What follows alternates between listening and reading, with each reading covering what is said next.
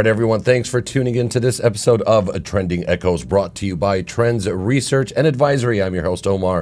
I'm very excited here to be joined at COP28 by a very special guest, Irene Sikorsky. She is the director of the Center for Climate and Security. Welcome to the studio, Erin. Thanks so much for having me, Omar. It's a pleasure. Joining us all the way from where, D.C.? Washington, D.C., yep. How are you finding Dubai?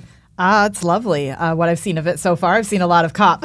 COP28. Yes, COP28. Speaking of COP28, today is Energy, Industry, and Indigenous Peoples. So we're going to want to just touch on that a little bit.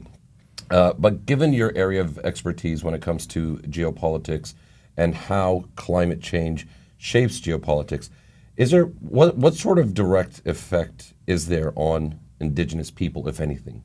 Sure. I mean, Indigenous peoples are often on the front lines of climate hazards, right, affecting their communities, whether it's through drought or flooding or other extreme weather events. They're experiencing the direct security risks from climate change. The good news is that they often also have really strong strategies and approaches for managing these risks from their years of living close to nature and their communities. And so they can teach the rest of us lessons about how to manage in this warming world as well. Right. Now, COP28, today is day 6, I believe. Mm-hmm. What are your thoughts on the progress that's taken place right here? Yeah, I think we've seen some small but good steps so far. It was wonderful to see the loss and damage fund on the very first day be agreed to and money going into that fund. I think the leadership here in the UAE has helped make that happen. The other thing from the work that I do, I was really excited about was the Declaration on Relief, Recovery, and Peace that came on a few days ago. The first declaration on discussion of peace and security at COP ever. And you had more than 70 nations, more than 40 organizations sign on to that declaration that climate, conflict, and peace are inextricably linked, and we need to tackle them together. That was a really good step in the work that I do. Now, once you're immersed into all things sustainability, climate change, and so on, you tend to have a very good understanding on how that could affect politics in general. But believe it or not, for a lot of people out there, they really can't establish the connection.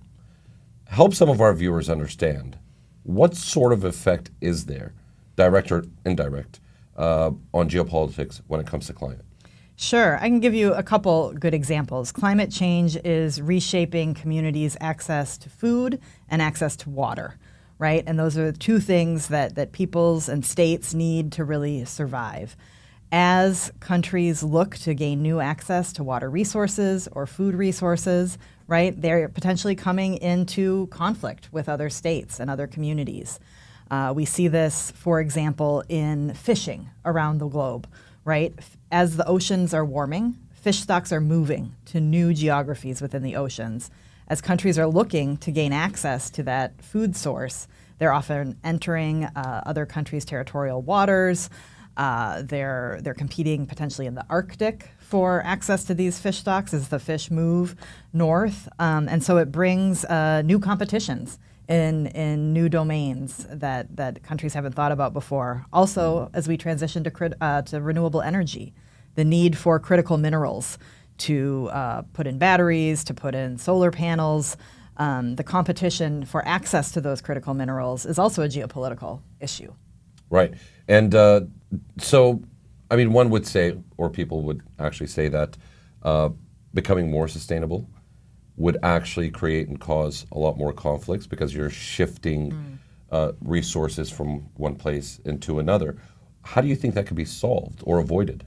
Well, or can it be avoided? I think it can be managed, right? I think we know that it's a potential risk, and so we can get ahead of it, right? That we can help countries, for example, that perhaps are relying on fossil fuels to support their economies today, places like Angola,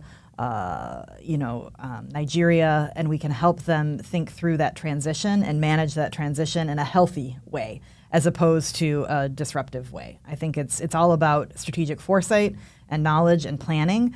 It's about the countries in the global north who have been responsible for many of the emissions, most of the emissions in history, investing in climate finance to help manage these changes so that we can do it in a more ordered and sustainable way as opposed to a very disruptive way. Are there any examples of actual conflicts from a geopolitical perspective that have taken place based on climate change? Well, one example that's often pointed to is the Syrian civil war. That drought in the country helped contribute to migration internally and then helped contribute to political instability in cities. But it's rarely, if ever, climate change alone that drives a conflict. It's climate change layering on top of other risks and other challenges within countries. When you have governance challenges, right? Or you have existing conflict. If you look today at the most vulnerable countries to climate change, many of them already have ongoing conflicts in them. So you layer that climate on top, and you have further problems. What are your expectations from COP? What does Erin want to see come out of COP28? Well, I mentioned they had this declaration on relief, recovery, and peace. My understanding is the draft language of the global stocktake now has conflict sensitivity in the language for the first time ever. I want to see that language stay in, and that link between conflict and climate make it into that document. I also want to see the discussions around adaptation make some progress and see more funding going into adaptation for countries. Because look, obviously mitigation, critically important, but there's enough carbon in the atmosphere already today that the next 10 to 20 years, we're going to have increased warming, and countries are going to have to manage and adapt. And if we don't invest in adaptation, we're going to see more conflict and instability. Now, speaking of having enough carbon in the atmosphere, is there a way where we can actually measure or gauge the progress that we're making over time by reducing it or not? I mean, how does the average person actually gauge how much we're doing in a positive or negative direction? Maybe even talking about, what is the current? Well, it's clear we're going in the wrong direction right now, right? Right. Okay, but how do we gauge it, right? Yeah. Like, how do we gauge it? Because it seems to be quite theoretical. Yeah. I mean, I think it's how people experience it in their communities on a day-to-day basis, right? And right now, it gets back to the adaptation point and the resilience point. Communities can't manage a lot of these hazards. We're seeing hazards come more quickly and more intensely than climate scientists even predicted. I think if we can get to a place where communities have good early warning systems, where they maybe we have migration happening in such a way that is planned and not forced to prepare to get away from some climate hotspots. I think that will show communities that we're moving in the right direction. I think also, the methane pledge the other day here at COP was a good step that you can concretely measure that if they follow through on those pledges, it will keep temperatures lower than the trajectory we're currently on. And so as we follow through on those pledges, I think communities can see that as well. But it's going to be what's happening in their own backyard, not these these global meetings, frankly, for most average people. Right. Now, being from the United States, do you see the U.S. at least making enough progress or enough influence on a global scale to be able to steer things towards more sustainability? And by the way, the reason I ask is obviously the U.S. being one of the biggest emitters in the world, with the latest financial contribution of, I think it was about 17 million, which was significantly less than anybody else, yet one of the biggest emitters. Yep. Any thoughts on that? Yeah, no, I think the United States needs to step up more on climate finance for sure. And it needs to do that not only because it's the right thing to do, but because it's an investment in the United States' own national security going forward.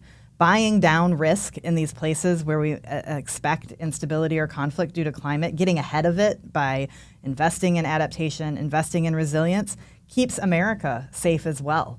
So if you don't care about the rest of the world as an American, but you care about our own country, which unfortunately, that's sometimes the case, it's still a good thing to do. And so they need to do more. I think the Biden administration is leading here and really pressing, but they can't do it alone. They need the U.S. Congress to join them. And that's where we need to really focus and make some progress. All right. Well, Erin, thank you very much for being here with us. Really appreciate it. Looking forward to seeing you once again. All right. Thanks so much. Enjoy the rest of your time in Dubai. Thank you. All right, ladies and gentlemen, there you have it. That was another episode of Trending Echoes happening right here in the beautiful Expo City in Dubai. Be sure to tune in to the next episode. I was your host, Omar. We'll see you soon.